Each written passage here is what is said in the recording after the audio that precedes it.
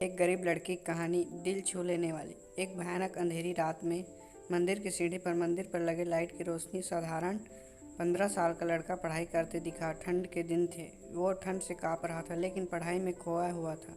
हफ्ते में 2 दिन मैं उस रास्ते से गुजरता था। दिन में कभी वो नज़र नहीं आता। मुझे काफ़ी जिज्ञासा होती उसके बारे में जानने की। एक रात खाना खाकर मैं गाड़ी लेकर उसी रास्ते से गुजरने वाला था। सोचा जाते जाते कुछ पार्सल लेकर जाऊं उसके लिए। मैं पार्सल लेकर गाड़ी से उस मंदिर के पास पहुंचा। लड़का सीढ़ियों पर बैठा हमेशा की तरह पढ़ाई कर रहा था। मैंने गाड़ी रोकी और उसके पास गया। मेरी तरफ जब उसने देखा तो वह मुस्कुरा दिया, जैसे वो मुझे पहले से ही जानता हूँ। मैंने उससे पूछा, बेटा हमेशा यहीं पर क्यों पढ़ाई करते हो? सर, मेरे घर में बिजली नहीं आती, मेरी माँ बीमार रहती है और तेल डालकर दिया जलाने लायक मेरी परिस्थिति नहीं, बस इसलिए मैं यहाँ आकर पढ़ता हूँ। तुम मुझे देखकर मुस्कुराए क्यों? मैंने पूछा। क्योंकि भगवान है, वो बोला। ऐसा नहीं, मैंने कहा।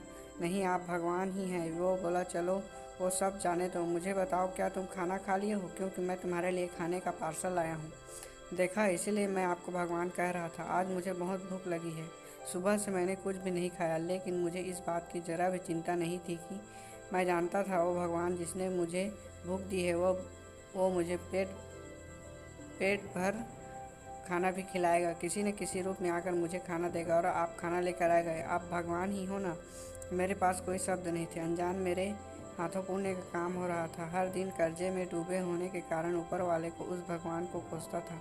आज उसने मुझे ही भगवान की उपाधि देकर शर्मसार कर दिया।